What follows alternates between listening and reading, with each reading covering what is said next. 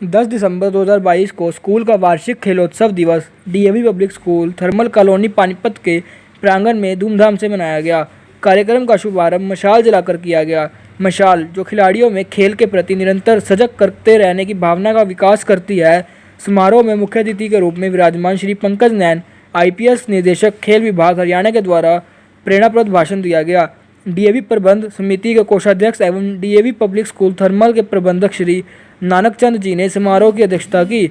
श्री कुलदीप दहिया जिला शिक्षा अधिकारी पानीपत, श्री मनीष गुप्ता खंड शिक्षा अधिकारी पानीपत, श्री कुलदीप सिंह डीएसओ पानीपत विषय अतिथि रहे। मुख्य अतिथि श्री पंकज नैन के द्वारा ध्वजारोहण किया गया। इसके बाद विद्यालय व खेलों को सभी दलों के द्वारा मार्च पास्ट किया गया। तत्पश्चात शपथ ग्रहण समारोह का आयोजन हुआ। 11वीं कक्षा की छात्रा खिलाड़ी हंसू ने सभी खिलाड़ियों का नेतृत्व करते हुए प्रतिभागी खिलाड़ियों को शपथ दिलाई। इसके पश्चात योगासन पर आधारित सुंदर प्रस्तुति दी गई। जहां बड़े छात्रों के शारीरिक व मानसिक विकास के लिए खेल आवश्यक है, वहीं छोटे बच्चों के शारीरिक व मानसिक विकास के लिए फन गेम्स बहुत आवश्यक है। इसी बात को ध्यान में रखते हुए कक्षा तीसरी, चौथी व पाँचवीं के छात्रों द्वारा फन गेम्स आयोजित किए गए तथा छठी व सातवीं कक्षा के बच्चों के द्वारा मांसपेटी आयोजित की गई। अपने विशेष संभाषण में मुख्य अतिथि ने विद्यालय की प्रशंसा करते हुए बताया कि आज के समय में खेल बहुत जरूरी है। मुख्य अतिथि के भाषण के बाद अलग अलग खेल प्रस्तुत किए गए, जिनमें 100 मीटर एवं 400 रेस छात्र छात्राओं द्वारा प्रस्तुत की गई। हरियाणवी लोक संस्कृति व पर आधारित 100 छात्राओं द्वारा समूह नृत्य प्रस्तुत किया गया। इसके पश्चात अनेक छात्र छात्राओं द्वारा हॉर्स शो प्रस्तुत किया गया, जिसमें घोड़ों के अनोखे करतब दिखाए गए। जो डीएवी पब्लिक स्कूल थर्मल अद्भुत विशेषता है, हमें अन्य स्कूलों से अलग करती है। इस खेल द्वारा हमारे विद्यालय के अनेक बच्चे हर वर्ष राष्ट्रीय स्तर पर परचम लहराते हैं, जिसके परिणाम स्वरूप अनेक बच्चों का भारतीय सेना में भी चयन हुआ है। विद्यालय प्रबंधक श्री नानक चंद जी ने आए हुए सभी मेहमानों का धन्यवाद किया। सभी अभिभावकों के मनोरंजन का विशेष ध्यान रखते हुए पुरुषों के लिए रस्साकसी व महिलाओं के लिए मटकी दौड़ का आयोजन किया।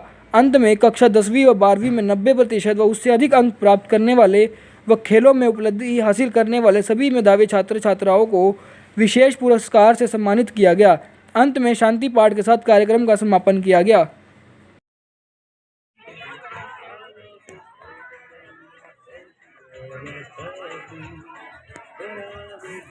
एक और रह गए हैं, वो आ रहे हैं। Congratulations. Thank you very much. Please be seated. पूजा निष्ठा 683 में पढ़ती है, उनकी मम्मी क्लैप। बैठे हैं और ये उनको अपने बच्चों की तरह ही लेके चलती है। बहुत कम चांस है जब इसने किसी बच्चे को गिरने दिया हो।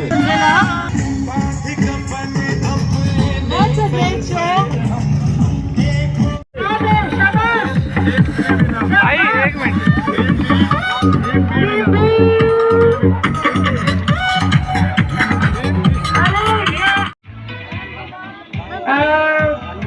आप देख लेंगे जो डिस्क्वालीफाई हो रहे हैं, हाथ लग रहे हैं, वो हाथ लगने वाले जरा ईमानदारी का परिचय दें। दौड़ भी सकते हैं आप। वेरी गुड, बंदा बंदा।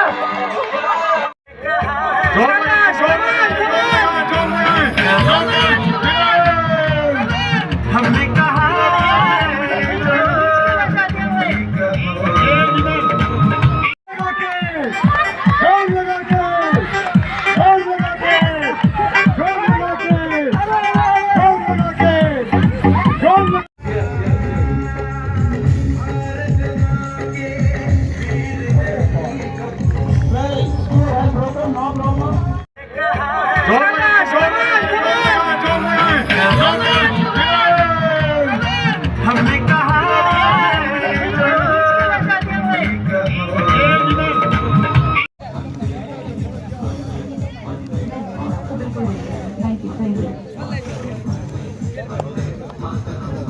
अब हॉर्सेस को, हमारे घोड़ों को इतनी मेहनत की है, इतना अच्छा शो उन्होंने दिखाया है। सारी स्पोर्ट्स फैकल्टी अपना आभार प्रकट करने के लिए उनके सामने है।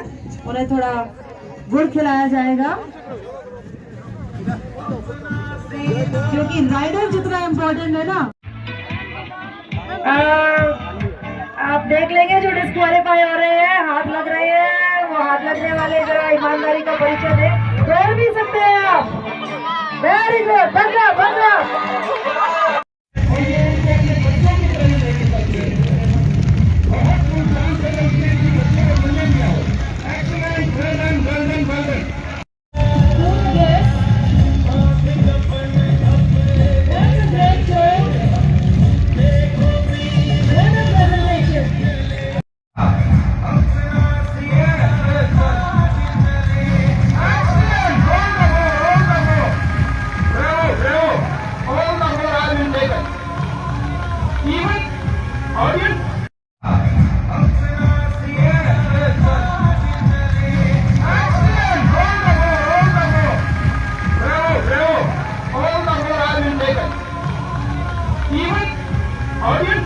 To see a wonderful performance by our yoga students under the guidance of Mr. Anand.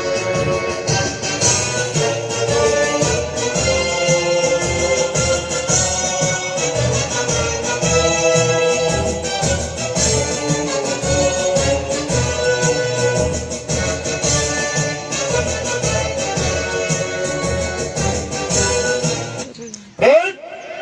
Attention! Candidate, sit down.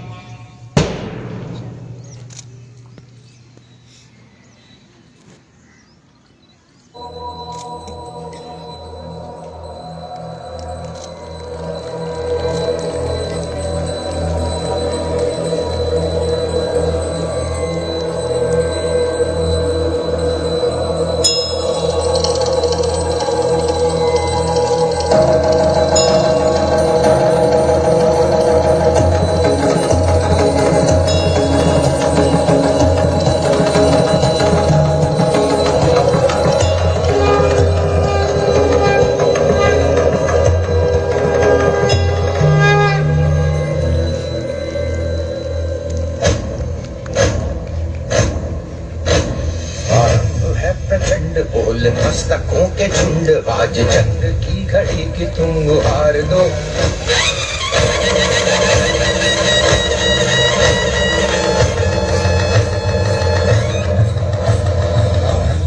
प्रचंड बोल मस्तकों के झुंड आज चंद्र की घड़ी की तुम गुहार दो। आन बान शान या की जान का हो दान आज एक धनुष के बाण पे उतार दो। प्रचंड बोल मस्तकों के उपस्थित डीएवी कॉलेज मैनेजमेंट कमेटी के ट्रेजरर और स्कूल के मैनेजर नानक चंद जी, स्कूल के प्रिंसिपल रितु दिलबागी जी, बाकी आसपास के डीएवी संस्थाओं से आए हुए हमारे बाकी प्रिंसिपल्स, भीम चोपड़ा जी, पानीपत और आसपास के गांव से आए हुए सभी गणमान्य व्यक्तिगण जो स्टेज पर मेरे साथ बैठे हुए हैं, सभी अभिभावक, कोचेस, टीचर्स, प्यारे बच्चों, बड़ा खुशी का दिन है कि आज इस प्रांगण में मैं अपनी ज़िंदगी में दूसरी बार आ रहा हूँ। पहली बार 2011 में जब मैं यहाँ एसपी पानीपत था, तब इस स्कूल के एक एनुअल डे फंक्शन में ही आया था और स्पोर्ट्स डे फंक्शन में ही आया था। पर इन 11 सालों में जो स्कूल ने प्रगति की है, एक बड़ा छोटा सा स्कूल का फंक्शन था उस दिन, और आज देखकर ऐसा लगता है कि ये 11 साल की जो तरक्की है, ये 11 साल की नहीं बल्कि 100 सालों की तरक्की है।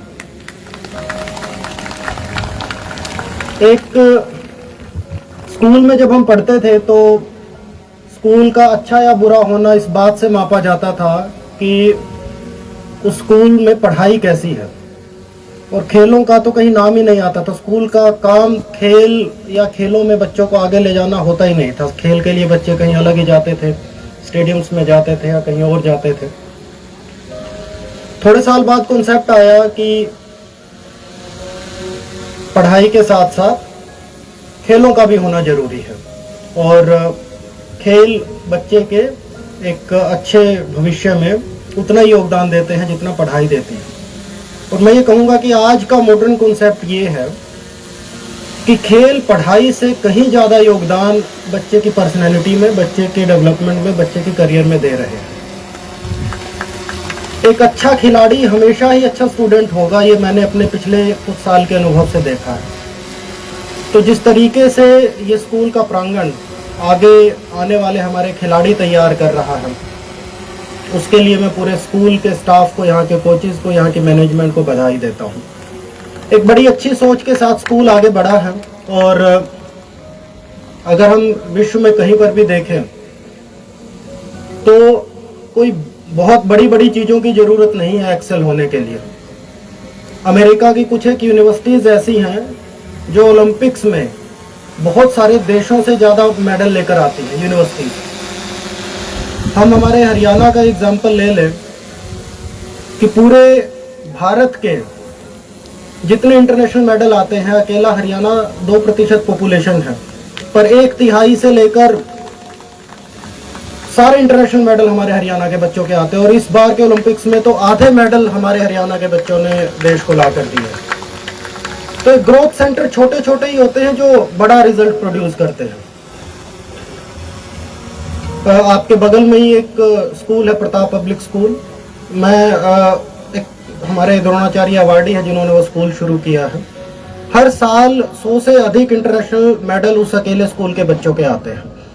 तो ये इस तरीके की संस्थाएं जब आगे बढ़ती हैं, उसका सबसे बड़ा फायदा ये है कि कभी भी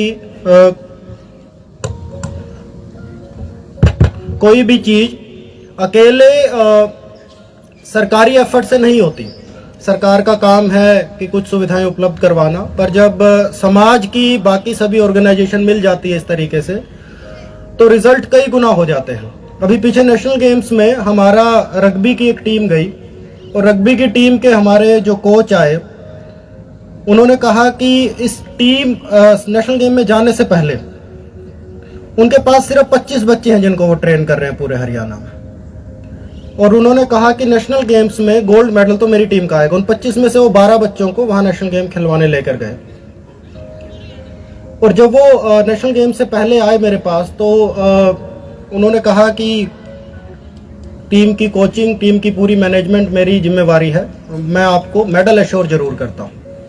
तो शायद मुझे भी उनकी बातों पर उस टाइम विश्वास नहीं था, पर जिस तरीके का कॉन्फिडेंस उनके अंदर था, 7 मैच उस टीम ने खेले। 7 में से 4 मैच ऐसे थे कि उस हरियाणा की टीम ने कोई भी गोल नहीं खाया, विपक्षी टीम एक भी गोल नहीं कर सकी। और फाइनल में भी 19-7 से उन्होंने गोल्ड मेडल जीता। तो एक ग्रोथ सेंटर की मैं बात कर रहा हूं कि 20 या 25 बच्चों को खिलाकर नेशनल लेवल पर गोल्ड मेडल लेकर आना। कहीं हजारों बच्चे नहीं हैं, सैकड़ों कोचेज नहीं हैं, पर एक जज्बा है कुछ करने का। 7 अगस्त 2021 का दिन हमारा ओलंपिक का आखिरी दिन था और हरियाणा मेडल टैली में काफ़ी अच्छा कर रहा था। नीरज चोपड़ा का मैच था, हम सभी देख रहे थे। और नीरज ने फर्स्ट थ्रो किया। उस टाइम मैं, हमारे मुख्यमंत्री साहब, हमारे स्पोर्ट्स मिनिस्टर साहब सभी इकट्ठे बैठकर वो मैच देख रहे थे। और फर्स्ट थ्रो करते ही जो उनका कॉन्फिडेंस था, उस कंपटीशन में बहुत सारे ऐसे खिलाड़ी थे जिन्होंने नीरज से ज़्यादा थ्रो पीछे अपने पास्ट में कर रखा था, पर जो उसका कॉन्फिडेंस था वो दिखा रहा था कि आज मेडल नीरज का ही आना है। तो मैं सभी बच्चों से भी ये रिक्वेस्ट करता हूँ। उसके बाद जब नीरज यहाँ पर आए तो मैंने बात की कि वेट्रा आपसे बहुत बड़ा थ्रोअर है, 96-97 पर मारता है, आपने 90 भी टच नहीं किया। आपको मैच से पहले, अपनी कंपटीशन से पहले क्या लग रहा था? तो उसने कहा सर पता नहीं, मुझे यकीन था कि आज तो मेडल मेरा आना ही आना है। तो मैं आप सभी बच्चों से भी रिक्वेस्ट करता हूं कि दिल में ये जरूर ठान लें कि आप सभी के अंदर पोटेंशियल है करने का। और जिस दिन आपने ये ठान लिया, बाकी सभी चीजें, ये जो हम आपस में कहते रहते हैं कि समस्याएं ऐसी थी, हालात ऐसे थे कि मैं काम नहीं कर पाया, ये समस्याएं, हालात हमेशा आपके अच्छे के लिए और बुरे के लिए, दोनों के लिए अपने आप बन जाते हैं। अगर आपने मेहनत करके कुछ करने की ठान लिए तो समस्याएं और हालात आपको ऊपर ही लेकर जाएंगे, नीचे नहीं लेकर जाएंगे कभी भी। तो इनके चक्कर में ना पड़े कि समस्याएं कैसी है, हालात कैसे हैं। अपने दिल में एक चीज ठान ले कि मुझे तो करना ही है ये चीज। और हर बच्चे के अंदर इतना पोटेंशियल है यहाँ पर करने का। आपके पड़ोस के गांव से नीरज चोपड़ा एक बन सकता है, तो आप सभी के अंदर नीरज चोपड़ा बनने का पोटेंशियल है। पढ़ाई लिखाई बहुत अच्छी बात है और बहुत अच्छा, इस इंस्टीट्यूशन के अलावा बहुत सारे इंस्टीट्यूशन भी पढ़ाई लिखाई में अच्छा कर रहे होंगे, पर मैं अभी भी ये कह रहा हूं कि खेल एक ऐसा करियर है जिसको अगर आप आगे लेकर चले जाएं तो उसकी कोई लिमिट नहीं है कि आप क्या अचीव कर सकते हैं।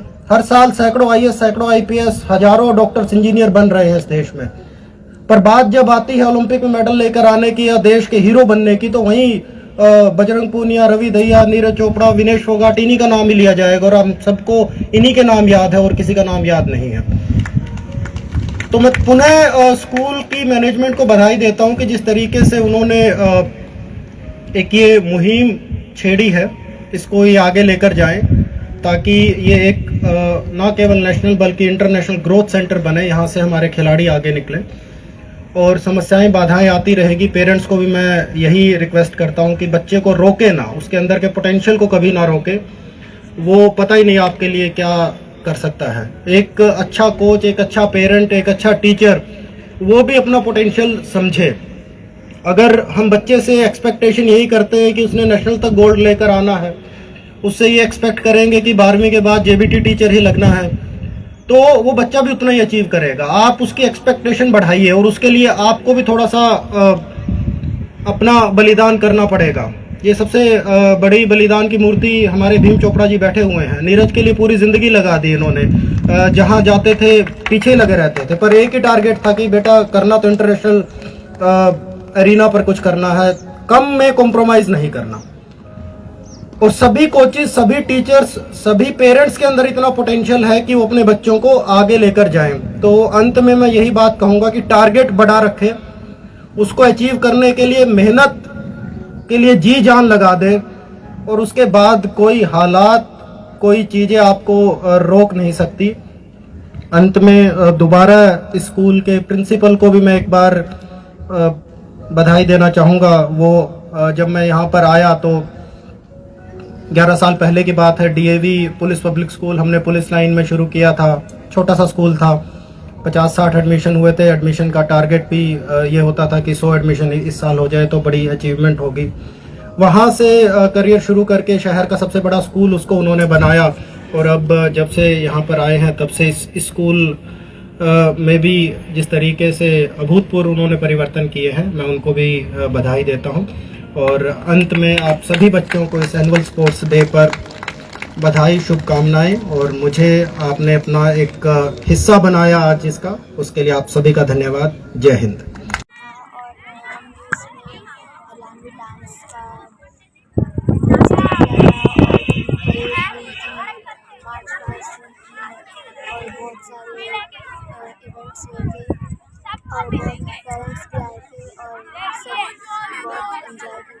अब हम सब क्या नाम है? शांति पाठ के लिए आज डीएवी स्कूल में एनुअल स्पोर्ट्स डे था और मैंने हरियाणवी डांस में पार्ट लिया था जो मुझे बहुत अच्छा लगा। एंड यहाँ पे बहुत सारे चीफ गेस्ट आए थे जिनसे मिलकर हमें बहुत ज़्यादा अच्छा लगा। एंड और भी बहुत सारी चीज़ें थी जो एंटरटेनमेंट के लिए थी, वो भी हमारे फन गेम के बच्चे ये ना सोचे कि आपके प्राइजेस नहीं हैं, यहाँ आपके प्राइजेस हैं, एथलेटिक्स वालों के भी हैं, पर थोड़ा सा समय को ध्यान में रखते हुए एंड योर नेम, आपके प्राइजेस आपकी स्कूल असेंबली में आपको दिए जाएंगे। तो श्योर दिए जाएंगे, प्यार बच्चों को दिया और कौन सी क्लास में हो? हम सबको प्रोत्साहित किया। आज किस कंपटीशन में भाग लिया आपने? हम अपने बच्चों के हो गया आपका प्रोग्राम? कैसा रहा? के विकास के लिए कैसा महसूस हुआ अब आपको? अच्छा महसूस हुआ। अपना पूरा योगदान यहाँ डीएवी थर्मल का एनुअल स्पोर्ट्स डे था और उसके में आया हूँ। बड़ा अच्छा लगा। यहाँ पर जो खेलों का माहौल है, खेलों की जो फैसिलिटी है, लगभग 15 खेलों में यहाँ के बच्चे बड़ा अच्छा प्रदर्शन कर रहे हैं।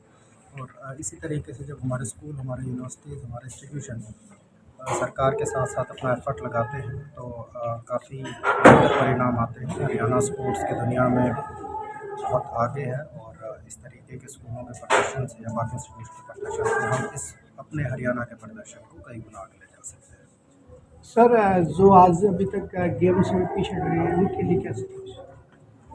गेम में हरियाणा तो काफ़ी अच्छा कर रहा है। इसके साथ साथ मैं बाकी इंस्टीट्यूशन से भी ये कहूँगा कि अपने यहाँ पढ़ाई के साथ साथ खेलों को जरूर एक अपना अभिन्न हिस्सा लगाएं। खेल एक ऐसी चीज़ है जो एक अच्छे चरित्र निर्माण के लिए आगे बच्चों को बढ़ाता है। बच्चे नशे से दूर रहते हैं, अच्छे समाज की भूमिका निभाते हैं, स्पोर्ट्समैनशिप के अंदर। तो पढ़ाई के साथ साथ अपने बच्चों को कम से कम एक खेल जरूर। ठीक है। DAV public school thermal colony का मैं मैनेजर और डीएवी कॉलेज मैनेजिंग कमेटी का प्रेसिडेंट। हम देश भर में लगभग 1000 इंस्टीट्यूशन चलाते हैं, स्कूल, कॉलेज, यूनिवर्सिटी और डेंटल कॉलेज, इस तरीके के हमारे स्कूल्स हैं। हमारे स्कूल ऐसी जगह के स्कूल है जहाँ गवर्नमेंट के स्कूल नहीं, लेकिन खेल के लिए जो कमिटमेंट डीएवी थर्मल का है उस लेवल का नहीं है और वो लेवल नहीं है। हमारे यहाँ बढ़िया वेल मेंटेन ग्राउंड्स हैं, क्वालिफाइड कोचेज हैं और हम अपने बच्चों को वो तमाम सुविधाएं देते हैं जो खेल की नहीं, पढ़ाई लिखाई और को करिकुलर एक्टिविटीज में आगे बढ़ने के लिए। एक और बात यह है कि ऐसा नहीं है कि हमारे जो टीचर हैं या जो हमारे कोचेज हैं वो खाली पढ़ाना लिखाना ये सब भी करते हैं और वो अच्छा इंसान बनाने के लिए। तो कहते हैं बच्चे अगर अच्छे इंसान बन जाएंगे तो सब कुछ हो जाएंगे। डीएवी की कल्चर भी है, डीएवी अपने बच्चों को संस्कार देता है, ऐसे संस्कार देता है कि जब मौका पड़े वो अपने देश के लिए कुछ करें, अवसर पड़ने पर अपने पेरेंट्स, टीचर और समाज के लिए भी कुछ करें। ये डीएवी का संस्कार है। इसलिए कोई भी ऐसी फील्ड नहीं है देश की, चाहे सीमा पर हो, चाहे देश में हो या खेल के मैदान में हो, डीएवी के विद्यार्थी का झंडा ऊंचा पाएगा। इसी तरीके से जो थर्मल के बच्चे हैं वो भी हर फील्ड में आगे रहते हैं। कितने बच्चे अब डीएवी नेशनल या सीबीएसई नेशनल में गेम्स में जाएंगे। मैंने देखा प्राइज देते हुए लाइन लगी हुई थी बच्चों की, badminton, cricket, basketball, table tennis, कोई भी तो गेम ऐसा नहीं था जिसमें बच्चे नेशनल खेलने नहीं जा रहे हैं। और आई एम प्राउड, मुझे इस बात की खुशी है और गर्व है कि मैं इसमें। सर, और स्कूल के मुकाबले डीएवी को आप कितना नंबर देना चाहते हैं, कितने स्थान पे पाते हैं? मैं नंबर देने की स्थिति में नहीं, कितने स्थान पे आप महसूस करते हैं? नंबर देने की स्थिति में नहीं, फिर भी कितने स्थान पे? और मैं कोई नंबर नहीं देना चाहता, मैं कोई तुलना नहीं करना चाहता। हमने इसमें एनुअल स्पोर्ट्स डे पर मेन फोकस हमारा स्पोर्ट्स पे था। 2-2.5 साल बच्चा पैंडेमिक में घरों में बंद रहा। डीएवी थर्मल एक कंप्लीट प्लेटर देता है अपने बच्चों को, जिसमें एकेडमिक्स और स्पोर्ट्स दोनों पर इक्वल बैलेंसिंग है। तो स्पोर्ट्स डे हमने इस साल सेलिब्रेट किया। मैक्सिमम इवेंट स्पोर्ट्स के थे। हमारे आज के chief guest Shri Pankaj Jain, director sports Haryana रहे। उन्होंने बच्चों का हौसला बढ़ाते हुए बहुत अच्छा मोटिवेशनल उनको मोटिवेट किया, लेक्चर दिया और बच्चों को प्राइजेस दिए। प्राइजेस आज हमने हमारे 10th के 12th के मेरिटोरियस स्टूडेंट्स और स्पोर्ट्स में the list was very long. आपने देखा जो हमारे बच्चे नेशनल्स खेलने जा रहे हैं, स्टेट विन कर चुके हैं, तो उन बच्चों को भी प्राइजेस दिए। आज बच्चों के साथ साथ पेरेंट्स ने भी कोई गेम्स में भाग लिया? हाँ जी, बच्चों के लिए पेरेंट्स भी तो इतने टाइम से बंद थे, तो स्पोर्ट्स डे है, कोई भी स्कूल कंप्लीट नहीं होता पेरेंट्स की कोऑपरेशन से। मैं अक्सर कहा करती हूँ बच्चा हमारा बहुत नाजुक है, उसका एक हाथ अगर माँ बाप ने पकड़ा है, दूसरा हाथ टीचर्स पकड़े तो उस बच्चे को ग्रो करने से कोई रोक नहीं सकता।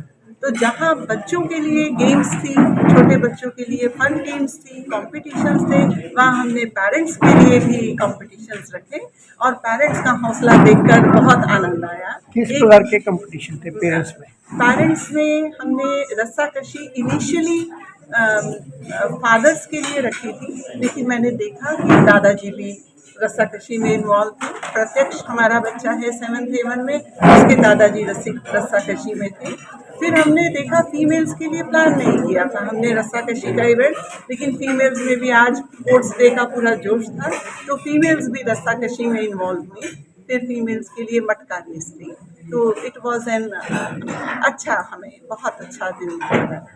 स्पोर्ट्स में मैम बच्चों को किस तरह स्तर पर तैयार किया जा रहा है? हमारे यहाँ रेगुलर स्पोर्ट्स का पीरियड होता है। ट्रेंड हमारे पास 15 डिसिप्लिन के ट्रेंड कोचेज हैं, 9 फीमेल कोचेज हैं हमारे पास।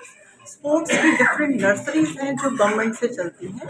मॉर्निंग में 5:30 हमारा बच्चा ग्राउंड पर आ जाता है और इवनिंग में भी स्कूल के बाद 4 बजे 4:15 बजे दोबारा बच्चा ग्राउंड पर आता है। रेगुलर टाइम टेबल में हमारे हर बच्चे के लिए एक गेम को ऑप्ट करना एक एकेडमिक सेशन में कंपलसरी है। वो अपनी चॉइस से कोई भी गेम ले सकता है। एंड आई मस्ट शेयर, इतना स्पोर्ट्स का इंफ्रास्ट्रक्चर, हॉर्सेस, स्विमिंग पूल और स्कूल किसी भी पेरेंट से स्पोर्ट्स के नाम पर एक सिंगल पेनी भी चार्ज नहीं करता। Everything is included in the monthly fees.